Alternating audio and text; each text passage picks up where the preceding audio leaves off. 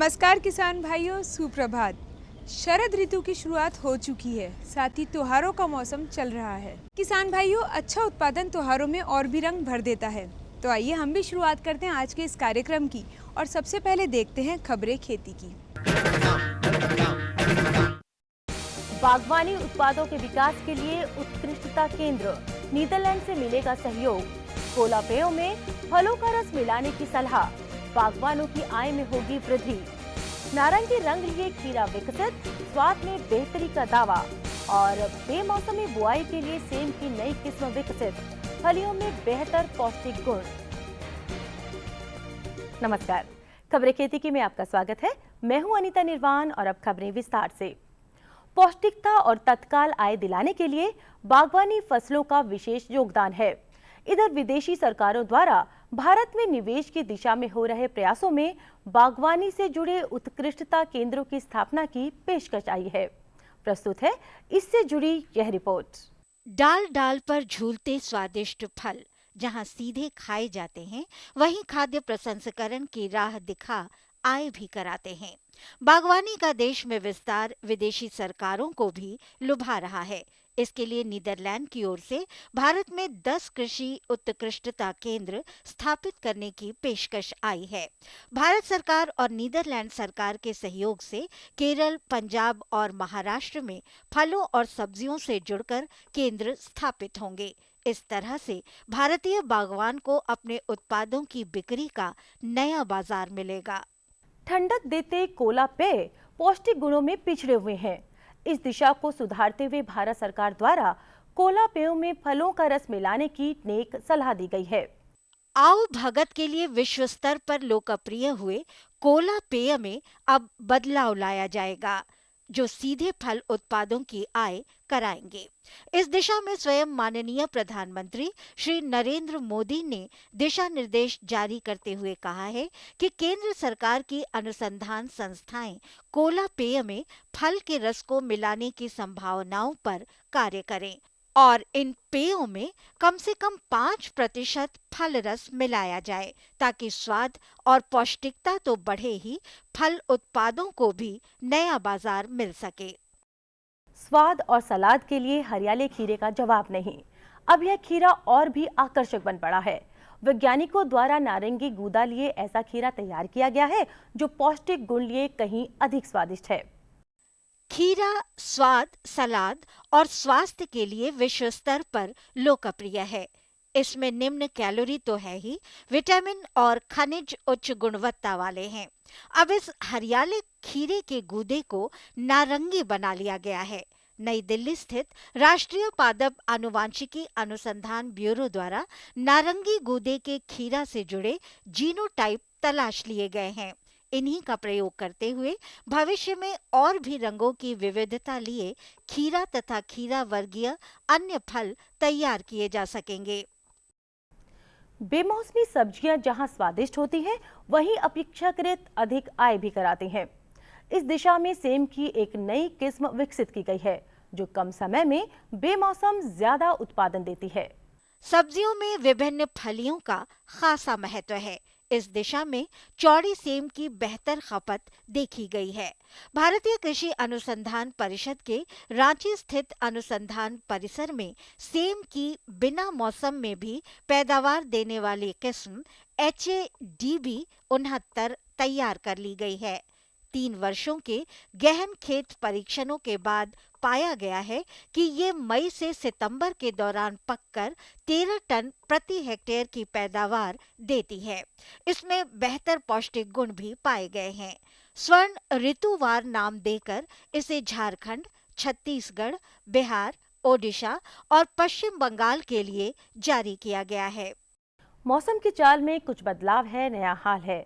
तो आइए पहले ले लेते हैं मौसम की जानकारी। मौसम विज्ञान विभाग के अनुसार मॉनसून ने पश्चिमी उत्तर भारत में अपनी वापसी शुरू कर दी है। आंतरिक तमिलनाडु, दक्षिण आंतरिक कर्नाटक और केरल में तेज बारिश की संभावना है। देश के बाकी हिस्सों में मौसम शुष्क ही बना रहेगा। अगले 2-3 दिनों में भारत के उत्तरी पश्चिमी क्षेत्र से मॉनसून की वापसी शुरू हो जाएगी। खेती की खबरों में आज बस इतना ही। कृषि दर्शन कार्यक्रम में और अधिक रोचक और ज्ञानवर्धक जानकारियों के लिए देखते रहिए कृषि दर्शन। ये लो और बताओ। बस। अरे ये क्या भैया जी, बस इतनी सी रासायनिक खाद? किसानी छोड़ रहे हो क्या? किसानी नहीं, नादानी छोड़ रहे हैं। मिट्टी की जांच कराई है। अब तो लालाजी जितनी जरूरत है उतने ही उर्वरक खेत में डालेंगे। हाँ, किसान भाई आज ही अपने जिले की नजदीकी भूमि परीक्षण प्रयोगशाला में मिट्टी की जांच जरूर करवाएं और मिट्टी में पोषक तत्व, नमी व पौधे के विकास को देखते हुए केवल जरूरत के अनुसार ही पोषक तत्व डालें। और हाँ, मिट्टी में गंधक, जस्ता, बोरोन जैसे सूक्ष्म पोषक तत्वों का पता लगाना भी न भूलें।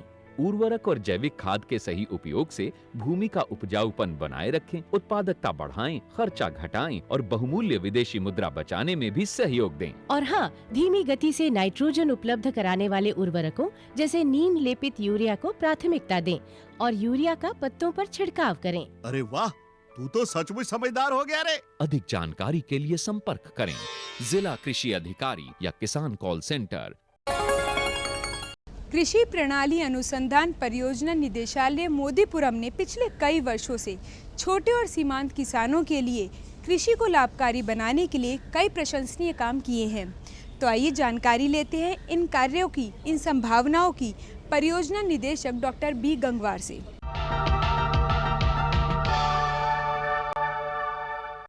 किसान भाइयों, आज हम कृषि प्रणाली अनुसंधान परियोजना निदेशालय मोदीपुरम में हैं और थोड़ा जरा समझते हैं कि ये कृषि प्रणाली क्या चीज़ है, कैसे ये काम कर रही है और किस तरीके के काम यहाँ हो रहे हैं। और हमसे बात करेंगे डॉक्टर बी गंगवार जी, जो परियोजना निदेशक हैं। डॉक्टर साहब, आपका बहुत बहुत स्वागत है। डॉक्टर साहब, पहला सवाल तो यही समझना चाहेंगे कि कभी ये फसल प्रणाली हुआ करता था और आज जो है ये कृषि प्रणाली हो गया है, तो ये फसल चक्र और कृषि प्रणाली का जो फ़र्क है और क्या ऐसा इसमें बदलाव आ गया है, क्यों इसको फसल से अब कृषि प्रणाली कर दिया गया है, ज़रा इसके बारे में बताइए। देखिए, फसल प्रणाली में हम लोग अब तक जो ध्यान देते थे वो था कि फसलें हम कैसे, कब बोएं, कैसे बोएं, जिससे हमें उनमें उर्वरक का प्रबंधन कैसे करें, उनका हर तरह से प्रबंधन करके ज़्यादा से ज़्यादा आमदनी कैसे कमाएं, सिर्फ फसलों से समझ। मगर हम ये देखा गया कि किसान तो खाली फसलें ही नहीं उगाता, वो पशुधन भी रखता है, उसकी और भी समस्याएं हैं। और अभी देखा गया है कि किसानों की जोत बहुत छोटी हो गई हैं। आपको मैं ये बता दूं कि हमारे भारतवर्ष में जो 86% जो किसान भाई है उनकी जोत जो है उसकी एवरेज होल्डिंग जो है वो 1.11 हेक्टेयर हो गई है। और इनकी जो प्रतिशत, जो 86% में से लगभग 67%, 67% जो सीमांत किसान हैं। और सीमांत किसान की जोत है 1 एकड़, यानी 4000 वर्ग मीटर ये क्षेत्र होगा है। और उसमें अभी आपको जो परिवार की जहाँ तक बात करें तो उसके 6-7 मेंबर, एक परिवार में लगभग 6 मेंबर होते हैं। तो एक विचार किया गया, अनुसंधान से निश्चित किया गया कि देखिए खाली फसलों से बात नहीं बनेगी, तो इसीलिए जो और जो चीज़ें हैं, पशुधन है, उस पर भी ध्यान देना होगा। अगर उसके घर के आसपास जो किचन गार्डन का एरिया है या जो घर के पास जो किचन, जो जहाँ कुछ छोटी सब्जी या के किसानों की उगा सकते हैं, ऐसी जगह उनका भी सदुपयोग किया जाए। दूसरी मुर्गी पालन है, मधुमक्खी पालन है, दूसरी चीज़ों पे भी ध्यान दिया जाए, कुछ वैल्यू एडिशन किया जाए जिससे कि इनको कल्याण इनका किया जा सके। इसी को ध्यान में रखते हुए ये जो फसल प्रणाली से कृषि प्रणाली में ये इसको है तब्दील किया गया। और मैं आपको और ये बता दूं कि इसकी इम्पोर्टेंस को देखते हुए ये 2010 में आरंभ किया गया था। ये कृषि प्रणाली परियोजना निदेशालय, ये हमारा जो मोदीपुरम में स्थित है, ये छोटे और सीमांत किसानों की समस्याओं को समाधान करने के लिए ही इसका जो है वो बनाया गया है, इसको नाम दिया गया है। वो हम थोड़ा सा ध्यान दें तो पैदावार में भी हम 3 से 4 गुना तक बढ़ा सकते हैं। और इसी तरह से आमदनी जो है वो आज जो आप पा रहे हैं उसे हम 3 से 4 गुना बहुत आसानी से बढ़ा सकते हैं, छोटे छोटे थोड़े ध्यान देकर छोटे खर्च के माध्यम से। डॉक्टर साहब, जैसे कोई किसान आमतौर पे जो गेहूं और धान के चक्र में ही फंसा है, उसको नई चीज़ बतानी है आपको, वो दलहन की ओर कैसे मुड़े या तिलहन की ओर कैसे जाए, जिसको गाय की आदत हो उसको मुर्गी पालन करना है, साथ में मशरूम भी अगर मान लीजिए करना, मछली पालन, तो इतने सारी चीज़ें, एक पूरी प्रणाली उसको समझनी है, सीखनी है। तो इसके लिए क्या किसान को आप ट्रेनिंग भी देते हैं? ये देखिए ऐसा है, मैं आपको बता दूं, पहले निदेशालय के बारे में थोड़ी सी और आपको जानकारी दे दूं कि ये निदेशालय भारतवर्ष के जो है ना सभी प्रदेशों में लगभग ये इसके केंद्र स्थित है। और हमारे अभी फ़िलहाल 74 केंद्र, 74 केंद्र हैं जो कि फार्मिंग सिस्टम, कृषि प्रणाली पे कार्य कर रहे हैं, और 13 केंद्र हैं जो ऑर्गेनिक फार्मिंग में वो उसके केंद्र हम अनुसंधान कर रहे हैं। तो ये दोनों जिम्मेदारियां इस निदेशालय के पास हैं। और मुझे आपको ये बताते हुए प्रसन्नता हो रही है कि 7 केंद्र और इस प्लान में अभी बस जुड़ने वाले हैं और अब अप्रूवल हो गया है।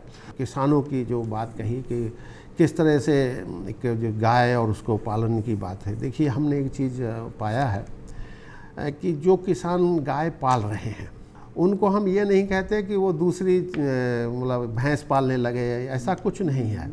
और जो फसलें हैं, फसलों में हम ये ज़रूर कहते हैं कि वो विविधीकरण कर लें। फसलों में विविधीकरण के बहुत सारे उपाय हैं। आज की तारीख में जिन चीज़ों को ज़्यादा आमदनी मिल सकती है या जिससे ज़मीन की उर्वरा शक्ति बनी रह सकती है, कुछ दलहनी फसलें हैं।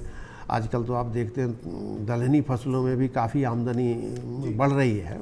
जैसे हम कहें कि धान गेहूं का किसान करते हैं, आजकल 50-55 दिन की मूंग की किस्में आ गई हैं। वो अगर 5 कुंटल भी अगर 50 दिन में दे देते हैं तो वो काफ़ी फ़ायदेमंद है, क्योंकि मूंग आप समझते हैं मूंग की दाल 100 रुपये किलो बिक रही है बाज़ार में। दूसरी चीज़ ये है कि कुछ सब्जियां उगा सकते हैं हमने इसी में। धान और गेहूं के बीच में मटर, हरी मटर भी ली जा सकती है। तो ऐसे बहुत से तरीके हैं। और हमने तो एक तरीके हैं ईजाद किए हैं कि जो जिसमें हम लोग कई फसलें हम उगा सकते हैं एक साथ ही। हमारा ये है प्रयास कि एक तरफ रिसोर्स बचाया जाए और दूसरी तरफ जो है पैदावार जो है वो बढ़ाई जाए। मतलब रिसोर्स की बचत की जाए, जैसे पानी की आगे आने वाले समय में बहुत समस्या होने वाली है, तो उसको बचाया जाए, उसको कम खर्च किया जाए और हमें अधिक से अधिक जो है पैदावार लेने के लिए जो है वो प्रयास किए जाए। और ज़मीन का जो उर्वरा शक्ति उसको बनाए रखने के लिए भी प्रयास किए जाए। तो ऐसी फसलें, ऐसे विविधीकरण करें जिससे हमें एक तरफ तो पैदावार ज़्यादा मिले, दूसरी तरफ जो हमारे वातावरण की समस्याएं जो हैं वो भी कम हों और जो पानी जो है उसकी भी बचत हो। तो ये संभव है। तो हम कहेंगे कि जैसे कि ज़्यादा पैदावार कम लागत के साथ, ये नहीं एक तरफ तो पैदावार बढ़े और दूसरी का लागत भी कम हो। ये एक प्रयास जो क्रॉपिंग सिस्टम के माध्यम से जो हमारा कृषि प्रणाली का जो एक भाग है, महत्वपूर्ण भाग है, जो कृषि फसल प्रणाली जो आपने बात कही थी वो कृषि प्रणाली का भाग हुआ है एक। अब बात आई पशुधन की। पशुधन में हम लोग क्या करते हैं, अपने देश में जो 32 केंद्र हैं उनके माध्यम से हमने एक ज़िले में गए हैं और ज़िले में जाके हमने उसमें 2 ब्लॉक छांटे हैं।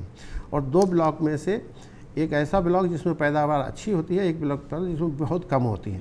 और उसमें से हमने 10-10 किसान 6 गांव लिए हैं और एक ब्लॉक में 3-3 गांव लिए हैं और उनमें से एक गांव में हमने 10-10 किसान लिए हैं। और उन 10 किसानों को हमने पूरे 5 वर्ष के लिए अडॉप्ट किया है। और वो हम पूरे उनको जो लगभग 8 से 10 हज़ार रुपये का क्रिटिकल इनपुट्स वो उनको देते हैं और उनको उन्हीं के साथ में काम कराते हैं, उन्हीं के साथ में सिस्टम को इम्प्रूव करने के लिए हम प्रयास करते हैं। हम गए, हमने देखा उसकी जो मिल्क यानी दुग्ध का उत्पादन कम है। तो हम ये देखते हैं कि उसका दुग्ध का उत्पादन कम क्यों है। क्या उसके तो क्या फॉडर नहीं है, क्या उसको हरा चारा पूरे वर्ष नहीं दे पा रहा है, क्या वो मिनरल मिक्सचर पशुधन को खिलाता है कि नहीं दे रहा है, क्या कभी उसे डिवॉर्मिंग की 20 रुपए की एक टैबलेट आती है वो भी कभी देता है कि नहीं देता है, या उसके पेट में या कुछ आर्टिफिशियल इंसेमिनेशन या उस पर कुछ करा रहा नहीं, कैसी क्या क्या। तो जो समस्याएं होती हैं उनको हम समाधान करने का प्रयास करते हैं। एक तो सबसे जो महत्वपूर्ण मैंने बताया, जैसे कि पूरे साल वो हरा चारा कैसे, तो उसको हरा चारा पैदा करने के लिए वो कटिंग से या कुछ बीज नए वो उनको पहली बार दे देते हैं। और एक बार देने के बाद अगर उसको जो पैदा हो जाता है तो वो अपने पड़ोसियों को भी देने लगते हैं और उसके बाद पूरे क्षेत्र में वो फैलता है। इस तरह का हमने वो देखा। दूसरा मिनरल मिक्सचर, हमने एक चीज़ देखा कि 4 रुपये खर्च किए हमने, 3 से 4 रुपये एक दिन में 20 ग्राम हमने मिनरल मिक्सचर जानवरों को दिया और ये पाया कि उससे 15 से लेकर के 15 रुपये भी कहीं कहीं फ़ायदा हुआ एक ही दिन में, मतलब थोड़े दिन खिला देते उसके बाद, और फिर वो 4 रुपये कहीं कहीं तो हमें 24 रुपये और 27 रुपये तक भी फ़ायदा हुआ है। मगर किसान को इसकी भी कीमत कम करने के लिए वो अपना मिनरल मिक्सचर जो है खुद भी बना सकता है, वो जो घर में जो चीज़ें बची हुई उससे भी बना सकता है, तो उसकी और भी कीमत कम हो सकती है।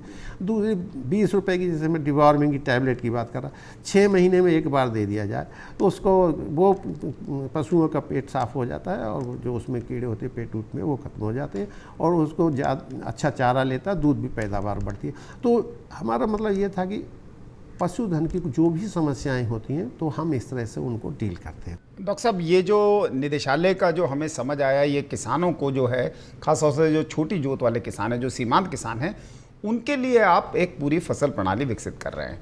लेकिन छोटे किसानों के साथ आमतौर पर देखा गया है कि उनके पास वो निवेशी ताकत नहीं होती, वो इतना पैसा नहीं लगा सकते, लागत अगर ज़्यादा हो तो उनको काफ़ी समस्या आती है। तो लागत कम करने के लिए आप काम कर रहे हैं, तो उसमें क्या ऐसी किस्मों का चयन किया जा रहा है, जैसे संकर नस्ल के जो हमारी संकर किस्में हैं, बीज हैं, हाइब्रिड सीड्स हैं, वो ना देकर देसी जो किस्में हैं वो दी जाती हैं? इस तरीके की जो प्रणाली है जिससे उसकी लागत में कुछ कमी आ सके, क्या इस तरीके की देसी किस्मों का इस्तेमाल किया जाता है इसमें? हाइब्रिड, आप सब जानते हैं कि हाइब्रिड बीज का हर वर्ष नया बीज दोबारा से लेना पड़ता है और हाइब्रिड बीज महंगा भी होता है। आज की तारीख में सबसे सेफ़ है कि जो बहुत अच्छी वैरायटी हैं और जिनके माध्यम से पैदावार बढ़ाई जा सकती है किसानों के हिसाब से, हम जब देखते हैं ऐसी कोई भी किस्म जो हमारी जो वहाँ किस्म जो किसान उगा रहा है अगर 20% से अधिक पैदावार देती है तो वो ज़रूर उसी क्षेत्र में हम लोग बढ़ावा देने की पूरी कोशिश करते हैं। पहले देखते हैं कि वो कौन सी किस्म उगा रहा है, फिर हम ये देखते हैं कि उस एरिया के लिए, उस क्षेत्र के लिए कौन सी सुझाई गई किस्म है जो कि वहाँ पर अच्छी पैदावार दे सकती है।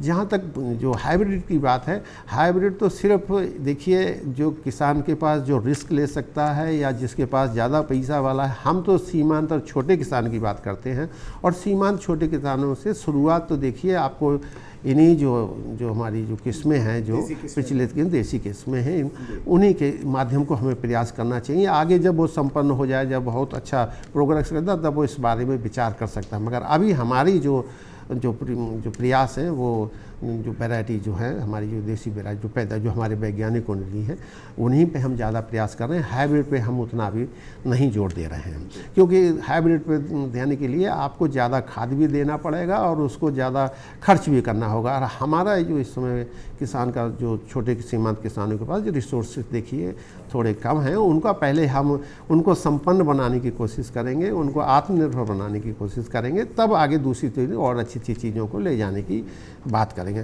डॉक्टर साहब, ये जो कृषि प्रणाली की बात है, हमने देखा कि टेहरी में कुछ ऐसे 20 गांव हैं जहां पर इस तरीके की कृषि प्रणाली विकसित करके वहां के किसानों को बहुत कुछ सिखाया गया, समझाया गया और वहां पर अब एक भी कुपोषण का मामला नहीं है।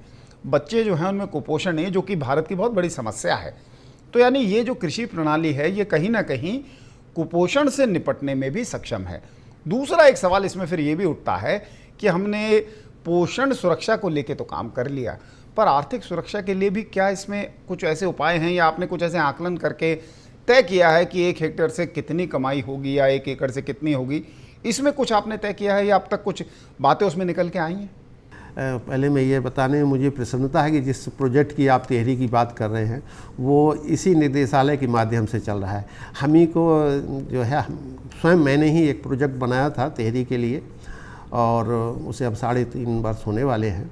हमने क्या किया था, जैसे मैं आपको बता रहा था कि कृषि प्रणाली में हम किस तरह से वो करते हैं, हम सबसे पहले वहाँ गए और जाके पहले हमने उनकी समस्याएं वो देखी, उनका सर्वे किया था और सर्वे करने के बाद फिर हमने एक प्रोग्राम बनाया उनकी समस्याओं को ध्यान में, कि उनके जो कॉन्स्टेंट हैं, हमने जो इनके लिए जो प्रोग्राम बनाया, इनको ट्रेनिंग भी दी, ट्रेनिंग जो यूथ को भी दी और हमने उनको जो हमने 6000 के लगभग जो फ्रूट और उनके ट्रीज़ के जो सीडलिंग होते हैं अच्छे हैं, आम का है, अमरूद है, हमने जो किचन गार्डन में वो भी बीज हमने लगभग सिर्फ 100-150 रुपये का उनको खर्च किया है बीज जो आपका किचन गार्डन के लिए।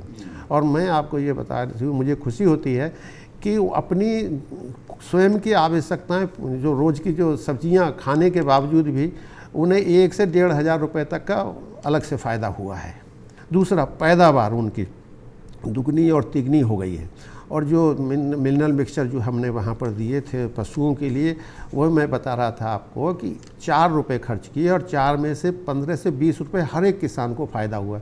और एक और चीज़ जो महत्वपूर्ण वहाँ से उभरी, क्योंकि हमने पशु चारा दिया और अच्छा पशु चारा वो खिला रहे हैं, और ये जो मिनरल मिक्सचर दिए, उनसे एक और जो ऑब्जर्वेशन हमें मिला कि कभी कभी जो है ना, ये जो जानवर जो है ना गाभिन नहीं हुआ करते थे।